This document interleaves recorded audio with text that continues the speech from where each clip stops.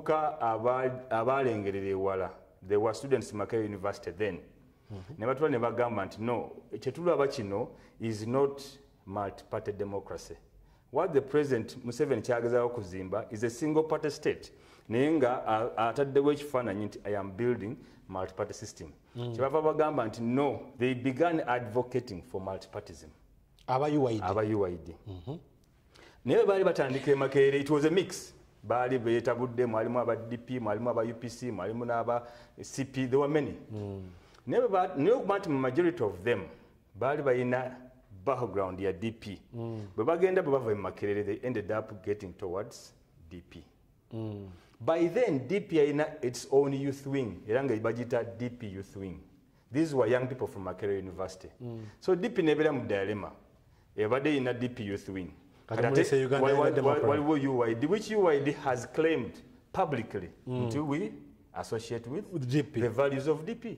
So our chava never gave a gamut. Okay, fine. Let us accommodate UID.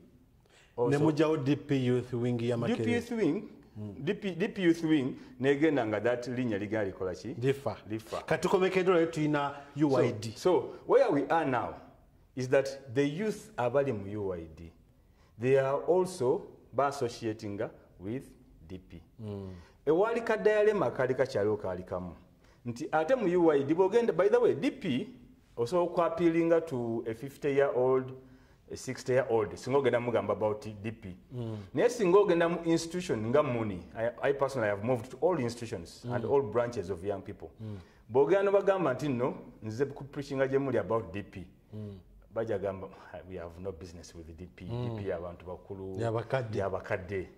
But when you tell them about UID, so bali banabavuka bali balina okunonya platform how they can connect with the young people. Ngabakosa platform very friendly to them. So that is how UID came in. Okay. Era UID never recruiting so many young people. But at the end of the day, youthfulness is a stage. Omwana ogivamu. Nange by then in 2002 nali muvubuka was very active. Netugenda nga tucrossing, so we had to cross to the mother party DP. Kati kyalaba. Kati currently composition ya Democratic Party. Biggest percentage yayo yabaki yaba UID. As we speak now. Yes, right now. The youth bebaita ba UID are quite very many. Lwakuba the old generation tetulina very clear statistics or estimating that this is the composition. No, by your view, saying go to the notable noga kati dippinga wirabika because always in choga nga chiri basic katinga wirabika like more buka ba UID more than abakadde ba DP. You can't run away from national statistics.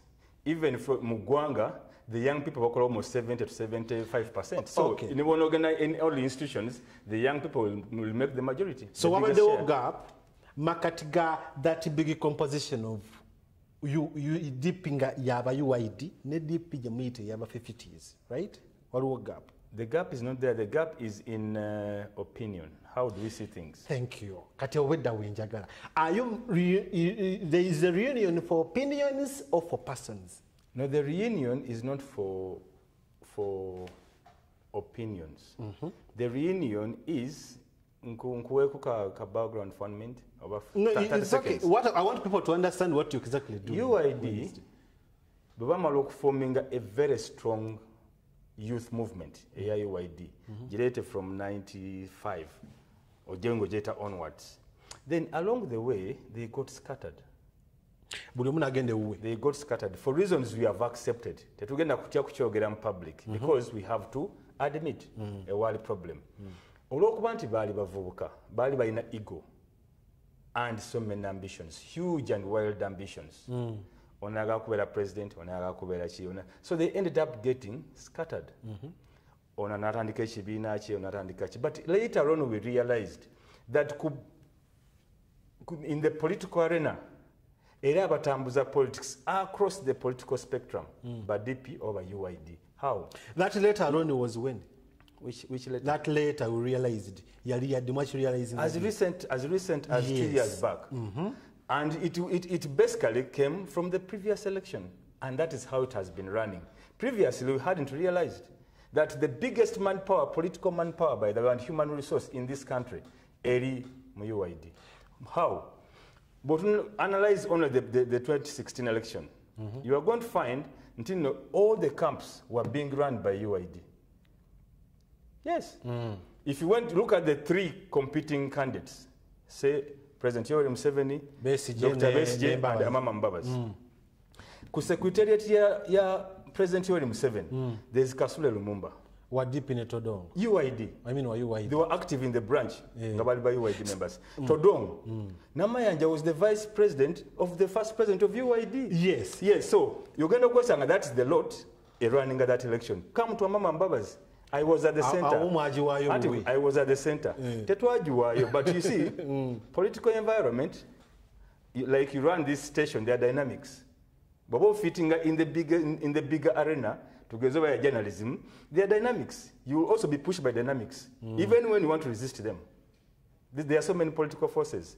When the government, we are resisting, but the political dictates of the day is pushing into this direction. Then it will go. Neshengeza bandenza kulaga, abari running a camp ya number 1 by UID. Running a camp ya number 2 by UID. Running a camp ya number 3, all of them were UID. Chetwa into government for how long shall we continue loaning all these forces and human resource into other camps? Cheya, wenjagala okumanya.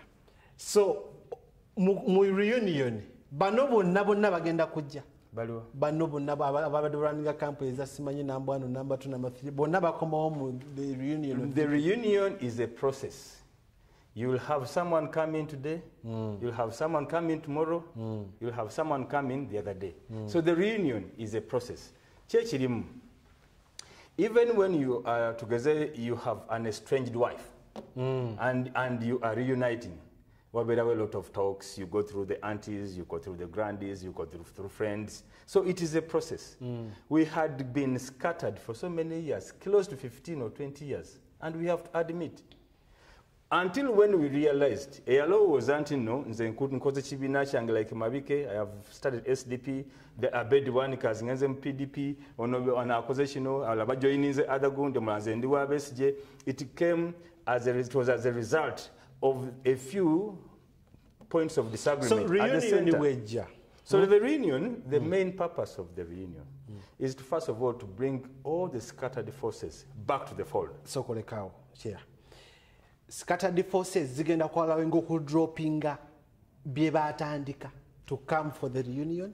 That's what the reunion is. It's a give and take. It's a give and take. Yes, give and take. What examples, if it's okay with you? What were dropping their political parties? Exactly. Examples. Michael Mabike, your president of SDP. Yes. He has announced publicly, and he's going to make that huge announcement Wednesday that I am dropping whatever I had started. I'm back to the fold. Oyomujeo. Abed Bwanika wa PDP. Again, I saw PDP. He's going to come and say, Techicha Tuyamba, scattering the forces. Echisinze, okutu decimating into smaller units. You become weaker. Actually, the grand, why we are saying the grand, actually, it's not a reunion. It's a grand reunion. Why? It is the first of its kind. It's unprecedented. To realize is that the people in charge of this country now, but they were all those kinds of politics, but politics, to try scattering the opposition so that you remain weaker. So to our government, no. Tetukyagenda kuddamu kusaasanya maanyi gaffe. Tugenda gasika abantu gateeke wamu and then face the eranga ogamba abantu wano nti Abedi Wanika agenda kujjawo PDP ye Mabika agenda kujjawo SDP ye bonna bakomewo mu DP. Is that an assurance? That's the reunion. No, about that. Assurance njagala kibere from you. Assurance ky'abantu bakisuubire. That's what we are pushing for. Secondly, wali abantu ali mu DP nga si former UID members. Exactly. Are they part of enteekateeka zammwe eza Wednesday? Very. Together with debating emancipation. Actually, why you called me here is that you called the person who is an authority over this matter. Yes. So I'm telling you. Because actually, if you meet the Semogeres there, Tewali asinga Semogere Mbasidia members of the party. So if you meet him at Makerere University on Wednesday, that's all. Okay. Katufune picture into. their views mu public Yes. nti UID egendereddwa okujja abatali kwa member wa UID mu DP. That's wrong. Sokoleke chairman. Ababaka abantu abamu betumanyi aba DP. Fe betumanyi ennyo nga bali stonji. Bali part of this reunion. Citing examples. Are you interested? Yes. Lord Mayor Lukwago. Yes. Are you part of the reunion? The grand Menyamanya. Honorable Betty Namboze Bachireke? Menyamanya. No, let me start with the two. The two. I told you, process yok reuniting. It is a process. You don't just ring one bell, no government later, then everyone gets to the fold. It is a process. We have had discussions with everyone. I personally, abantu asana kubelievinga nti no reunitinga abo kaba founders aba UID. Actually, public yanbale to a very big credit. In other parties, chife the split now between Vesigi and the Mount is so sharp that we are also calling them Bafune reunion. The split between himself and all his team that have left Abalimu, FDC and everywhere, they also need a reunion. A reunion is a process. A reunion is about our disagreements fundamentally. So, struggle to bogging it down a big thing with just small with individuals. No. And together call them mukutia. Breaking mukutia. We are engaging into a very delicate matter. We know because we are dealing with human character and human behavior. Ne echirimu tetugenda kubeera ransomed. For example, this institution is so big. Tetusobola kenya tugambe the whole institution eya omukuluji yatandikawo. One person, or no, because you have personal issues and you are disagreeing, you have to ransom the whole institution. Are you confirming to me there are people in DP have personal issues? Anti Chenkugambe, those issues to accepting aweziri. But what we are going to do, the healing is a process. It takes time. I can give the assurance, public in your assurance, that tugenda gezako to work with everyone like we have been doing. We have approached everyone, we have discussed everyone, to our even slots to come and talk. Chairman, njagala abantu bafune bulungi nnyo information. Mu byennyonnyodde, are you confirming to the public nti waliwo abantu ba individuals abali mu DP nga bali pursuing individual goals nga bali meseze ekibiina? We accommodate every goal. It is individual goals that will make a common interest or one goal. Because at the end of the day, you go on whipping people into the one line. The point here with Ediwo is, and I want you people to support us, we are calling upon everyone to drop. Never you know Busungu, by the way, because I was at the administrator of the party for so many years and calling all shots. So, you end up stepping on people's toes, either deliberately or not deliberately, because Bobo worries. But what happens is that I have cleared my mind, Nengamba. Bembamba denkwina ko busungu nzobange mbu droppings. Boba do nyina ko busungu, I pray that bu dropping to moving. Na yeche nkugamba to healing at the same time. Yes, the process, the time you will take to heal, and that but the point is, for to gambe and to get into the fold and heal. Okay. Omanyi njagala genda ku Facebook show a live ompe comments zo ku nsonga eno ya DP. Mwami kinalo ende kintu kyotali mu kunyonyola abantu. Kitekewo. Ekintu kiri bwe kiti. Abantu ba members abatali ba UID nga bali mu DP. Ne ku example zange bbiri. Have they been approached on the same matter? It seems you have your own mindset now. No, I don't have. You're getting stuck I want there. people to understand what you're saying. We have approached everyone. By the way, this discussion is not 1 month. The discussions are almost 2 years. That one I agree. That it is 2 years. Exactly. So we have discussed. And I'm saying, no, tetugenda kutuka ku point that if DP has 100 members, all their 100 members are in agreement. It can't be in one day. It is a process. As we speak now, the largest majority of the membership is in agreement. Abasingo bungi baganti, that's the right direction, church 2. Sigenda government, everyone, anchengezeza kusaba nti sitwagala tuboginge a big cause, a genuine cause by okuleta only. So directly saying nti waliyo that only that is somewhere in its corner ita coinciding na byemukola tewali. Who has declared? The public ekifune official okuva wa chairman wa UID nti abantu bonna ba members ba DP bakkiriza mu kyemukola. I am the chairman of UID. Naye esi yandibadde office enkulu. I am the national organizing secretary w'ekibiina. Okay, national organizing secretary w'ekibiina. What we are doing, we are moving to unity, towards unity. And I am calling upon every loving member of the Democratic Party. Let us drop ebyo n'ebyatwawula. Twekozeeko naffe healing. Nsonyiye bangi because nange nali hurt. I was decampaigned by fellow members. N'ebyo twagambye tebikola ki tebigenda kuyamba. What is the solution? DP is the biggest and largest political party. Only that it is dormant. So the only solution je tuyina is to reawaken that sleeping giant. Genda ngo healing where you patch up the gaps where you see that some cracks. Zitereze, then genda maso. Okay. And offer yourself to Ugandans as a formidable in an organized group and ready to take power. It's as simple as that. National Organizing Secretary wa Democratic Party Sulaiman Chidandala Gwendi Naiwa. Tuli ku nsonga za kagata ka DP. We are halfway to that. Ngenda kwetula 1 minute. Ngenda kudda ambulire. What happens after the reunion? Because it is going to happen. Sinzira kuye monengere nkize kashi.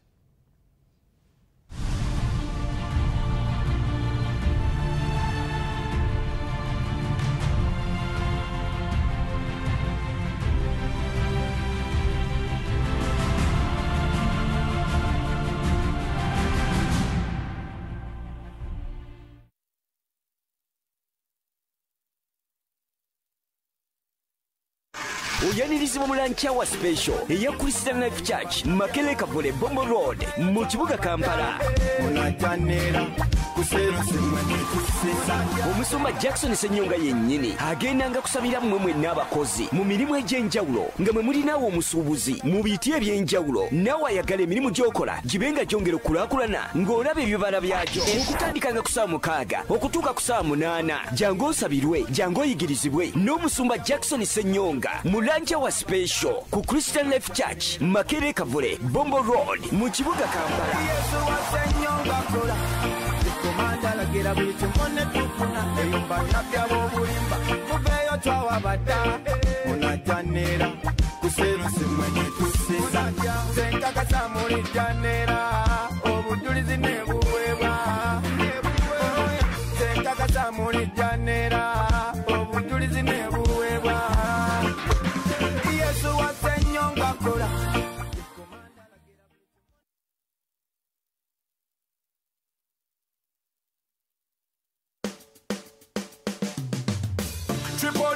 Tripoling up bandos, ku afisero, tripoling up bandos. Vimba nenga ya ku YouTube, Facebook, wemala nengu goringa. Tripoling up bandos, ku afisero, tripoling up. That's right. Triple your daily data with AfriCell. Buy 200 MBs and get 600 MBs. Buy 1 GB and get 3 GB. Enjoy limitless streaming and downloading with AfriCell Triple Data. Dial *133*8# to activate. AfriCell.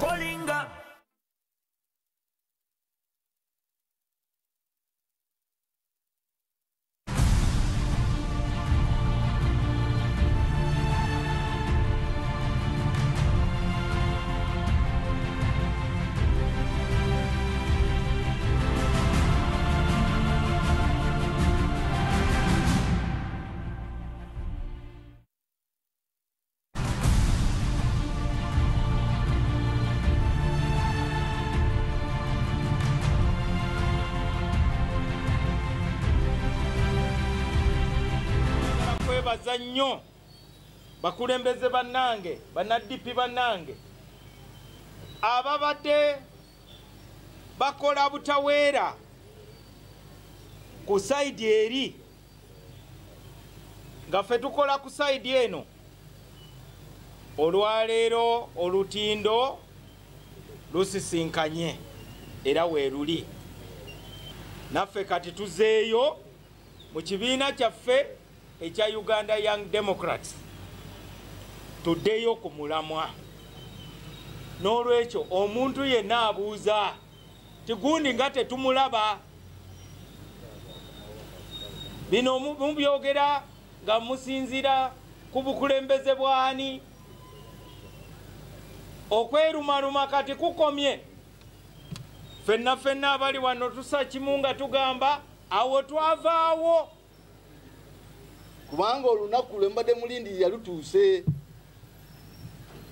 ndowooza kati ebulayo nnaku nga nnya zokka n'olwekyo temubuuza bibuuzo bingi mwe mulindirira olunaku luli ebibuuzo ebisinga bijja kuddibwamu abakulu be mulaba wano twayita abagenyi e China twayita abagenyi mu Europe twayita abagenyi mu America twayita abagenyi mu lukalu lwa Africa omukolo guno gwe tugendako nga 23 tegunnabaawo mu byobufuzi bya Uganda kati okumala emyaka 32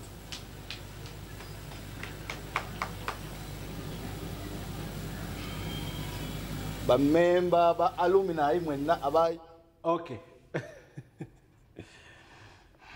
neyanziza mabike yoyo ekantandike nammawo ababadde balwanira eri n'abalwanira eno ekyo kibadde existent mu Democratic Party simanyi bwoba okifrasinze kyeyali ategeeza nti waliwo abaali basigala mu mainstream mother party aba badisagree nga babayogerako nti bebalwanire bali side so waliwo okulwana okubadde kugenda maaso mu Democratic Party ekigambo kibeera kyakulwana but the point is mu disagree nze anti njagala kyoluganda no mufunye obutakkaanya okulwana kintu kirala twafuna obutakkaanya does the reunion reconcile the spirits ezalimu okwevuma publicly okweyisaamu amaaso publicly alala nga bikolebwa na president wa kibiina does it reconcile those spirits anti kyenakunyonyodde reunion si mukolo gumu meetings ezitagenda kujja mu public nyingi ezibaddewo ne bekwata n'amataayi namugamba gwe wankola kino namugamba nti nange nakukola kino naye embeera yaliwo bwetu byeyakola ki yaleetawo embeera eyo naye kati nkwetondera ebyo byali bya buto either ego oba nga ndowooza nze nyina okukusinga oba golina okunsinga ebyo byaliwo tubikkiriza tebikyayamba General Assembly ya DP so meetings ezibaddewo for 2 years emyaka 2 nga tutuula notula noono nemugamba nti ono akyalinamu omutima gukyali muzi totagala kusinkana oli nemugamba nti kale mubasinkanye ne boogera nemugenda tukikola si kyangu nnyo okuddira mabike eyakola n'ekibiina nga president general bakati ana title namba ya president general omuga togenda kuddamu kuyitibwa president general oddayo kati kulemberwa General Assembly ya DP General Assembly ya DP eddako yadde delegates conference delegates conference ejja kubeerawo mu 2019 nga gwaka. There are people saying that you are organizing for that delegates conference. Kituufu? Organizing njagala no like zino preparations zifocusinze eri maaso njagala nyimuse obwongo bw'abatulaba tuve ku buntu obutono bwe twali mu 1998 ekibiina kyakisinga amaanyi mu ggwanga yali Democratic Party era nga ye main challenger ku opposition Mwami Museveni yasinga okumanya amaanyi ga Democratic Party bw'ayingira mu buyinza mu 86 yamanya ntasobola kutambuza government unless nga alina aba DP kyeyava ayita Basemogerere Baponsiano Mulema ba Kitariko ba Damiano Lubega bonna n'abayingiza mu ki purposely kunyweza government olw'ekibiina kirina amaanyi bana abavubuka bajja mu 94 abamusayi mutaba UI ne bagamba Dr. Semogerere the more you delay ng'okyaweereza Mwami Museveni the party is shrinking vayo bwavayo the first election was in 1996 the main challenger then was still Democratic Party to the personal in power The biggest mistake we could have made, it was single collar, was in 1999, 2000. Nti twasidinga twawayo ekifo ky'okuba mu namba B netukikola ki? Netukiwa omuntu omulala by not standing. We lost 4 things. 1, twawayo position number 2. 2, netuwayo ba members and the leaders by then abali mu DP netuba surrenderinga. 3, netuwayo attention ya the entire world mu ggwanga lino. Etunula number 1 and number 2. Twali mu number 2 netugisurrenderinga to somebody else. 4, netuwayo hope. Abera mu number 2 namba kugoberera baba ina hope that you are going to power because you are number 2. So by 1996 prior to China the uniting hope eya presidential the country the bigger hope. But tujiwayo to somebody else but members mu kibina they began that uniting big hope never because we were no longer in number 2. But tugenda mu number 3 abantu batandika okuretreatinga to selfish interests. Because area badde enene uniting ekoze eki evuddewo so notanga ngolinga alwanira bwa councillor alwanira bwa MP alwanira bwa mayor and now that's how the forces got scattered because the other uniting hope yali ekoze eki yali evuddewo. So what we are doing now kyobadde ombuuziza relating to that question we are rebuilding the bigger hope that we can reposition this institution this organization as a competing force so that the hope y'abantu ba members ebe renewed ogisike eveyo no mu buntu obutono obutwawula eyambuke eddeyo waggulu one uniting bigger hope nti ffe tumatchinga moving towards power. Okay, should we attribute this reunion to the current presidency ya DP? Nti presidency ya Mao kyekino kimu ku bintu byegenda okwenyumiririzaamu senga kibaawo. It is happening at his time and he's at the center. It is happening at this time. And we are all uniting behind him. Yes. The planning meetings, it will work in his own sitting room. Yes. So we are aware of the insinuations and the speculations. Fine. This is politics. You cannot stop people from insinuating no kubanga. Yes. Njagala omuntu akitegeere. Yes. Nti ensonga ezigenda maaso ez'okwegatta kwa DP zirimu president nga spearheadings. Ava kwogera wano. Yes, I want to get it from you. Ndaga.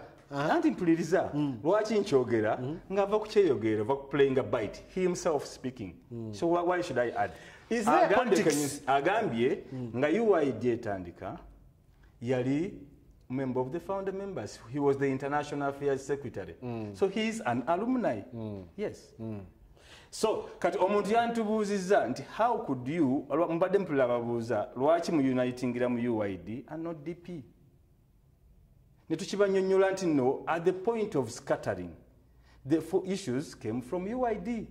Yes. So the point was first unite those forces where the scattering came from. And the scattering was exported to DP. Ekyo I want to assume abantu bakitegedde bulungi. Kyenjagala tufune from today. When is the event? It's just 2 days away. Today is Tuesday. Tomorrow is Tuesday, then Wednesday. Olwokusatulu no tugenda kubeera Makerere. Buli kimu kyateredde dda. Tulina all preparations done. Kati kambuuze. From your point of view, mulimu politics mu reunion? What do you mean? Like, is there anything political mu reunion yeyo? Because mukunyonyola olaze nti abantu balina feelings abantu bagetting scattered for any reason they got scattered. Exactly. Njagala kifuna from the horse's mouth. Yes. Reunion ya muterimu anything political? But these are politicians. Yes, they are politicians. In a political organization. So what you have to be kidandala.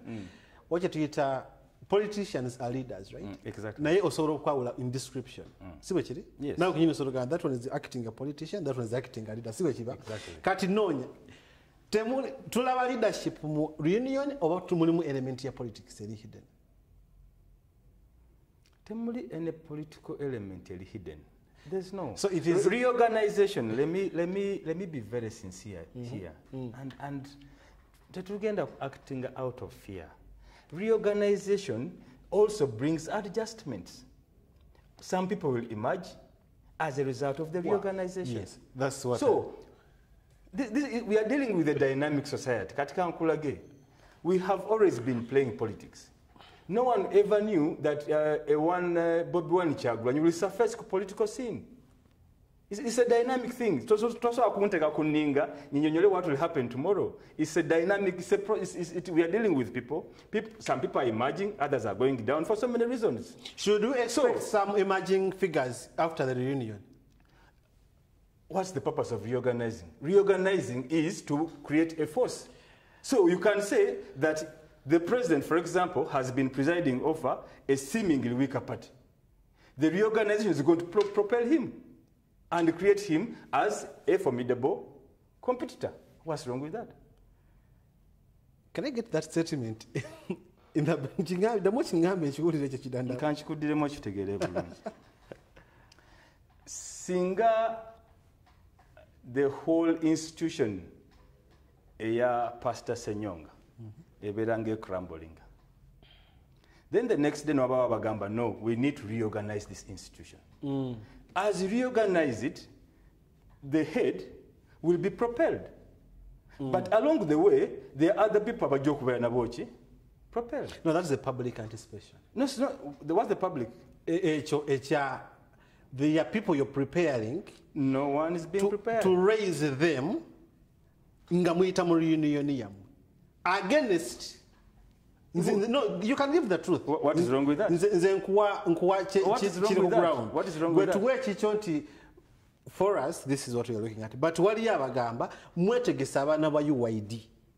What is wrong with that? Or creating another UID based leadership ya DP. Yes, why na kubuza nti waliwo be mujjamu abatali ba members ba UID. Let me tell you. Yes, tell me. Ngamba bulungi. We are reorganizing this institution. Lwaki nawadde nkumenyera Bakasule Lumumba, Banamayanja and so on and so forth. That UID is the only institution you are grooming our leaders, which leaders are being yearned for across the political spectrum. Nti lwakuba baali bavubuka nga bali trained, bamanye ekyokukola. For us, what we do in this setting, AFDP or UID, to grooming our leaders and then let them explore their potentials.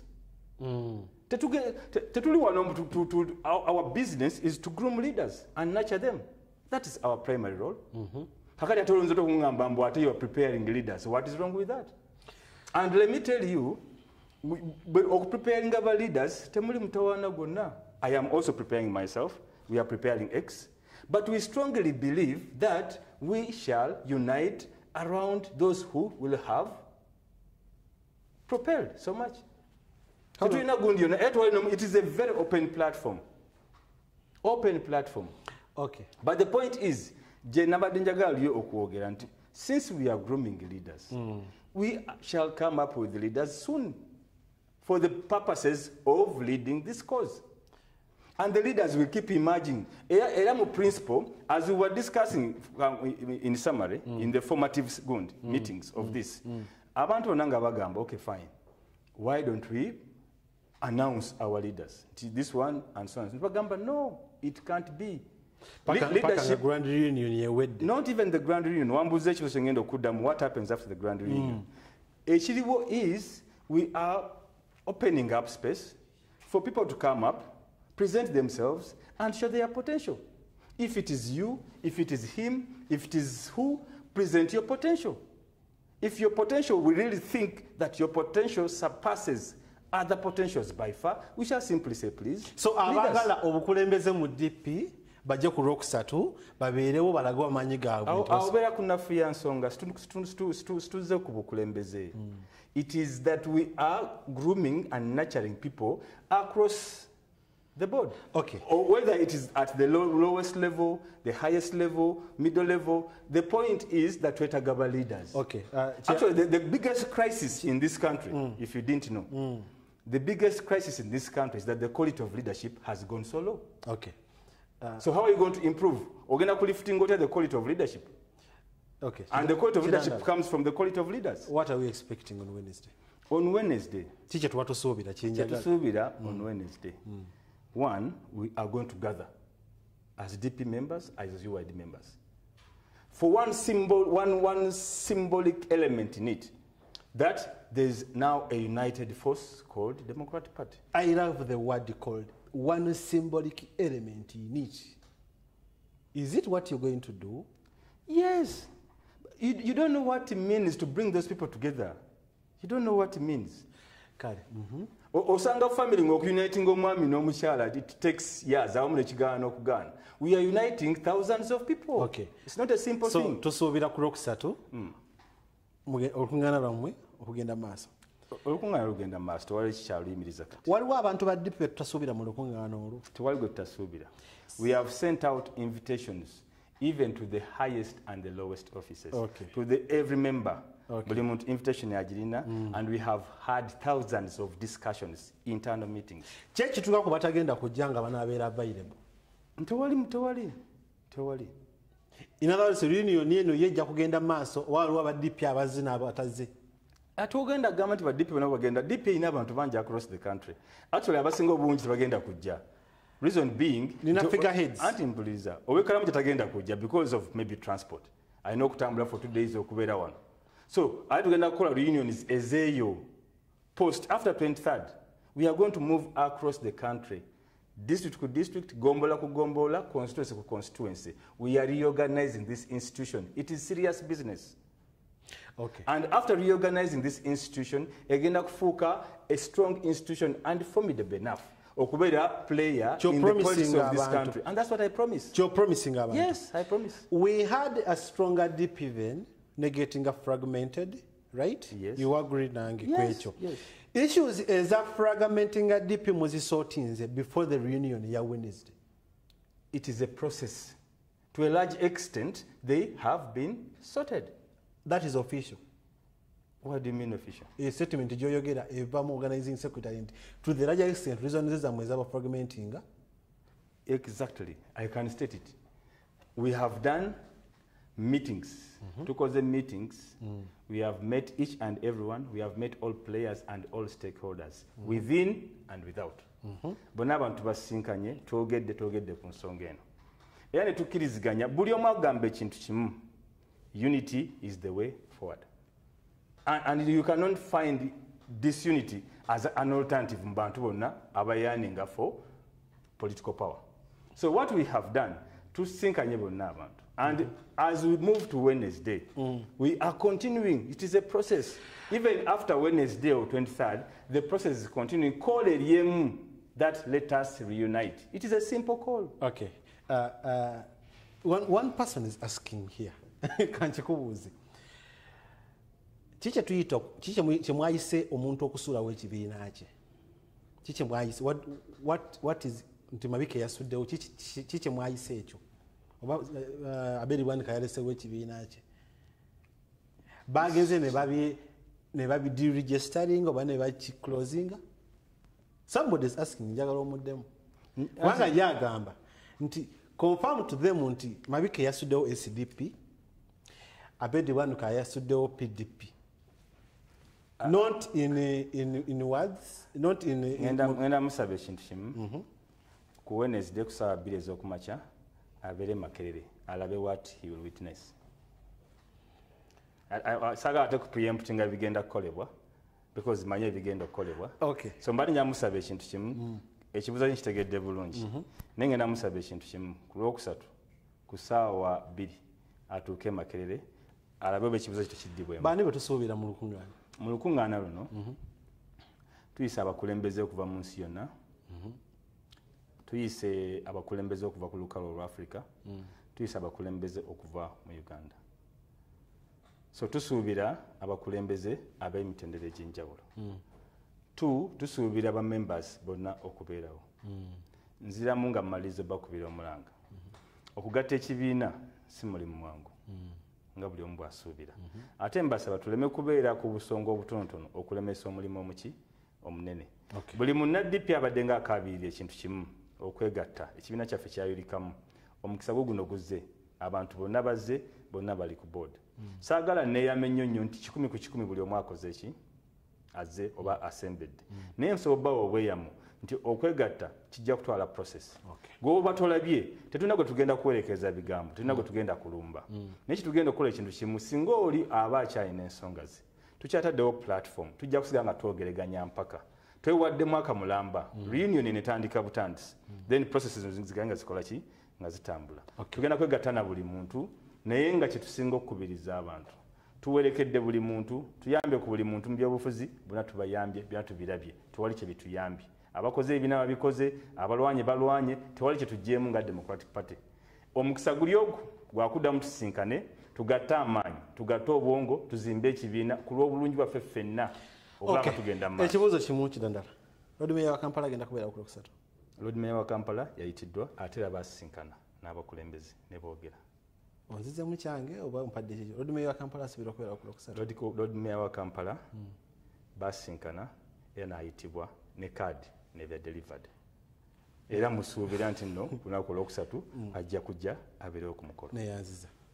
Okay, mbadde ne organizing secretary wa DP Sulaiman Kidanda. Ensonga muzitegeeza zikwataga ne DP neyanza nnyo feedback Facebook nawe ala mukano gyange ku WhatsApp mundabi mbadde mu ngamba naye ebisigadde Kidandala n'abawulira ku Lwokusatu Juli Simba akajja ne gonjojo naye nze mvudde wano 12 kitundu enkya mpaka sawa 3 morning link from me it's a good morning.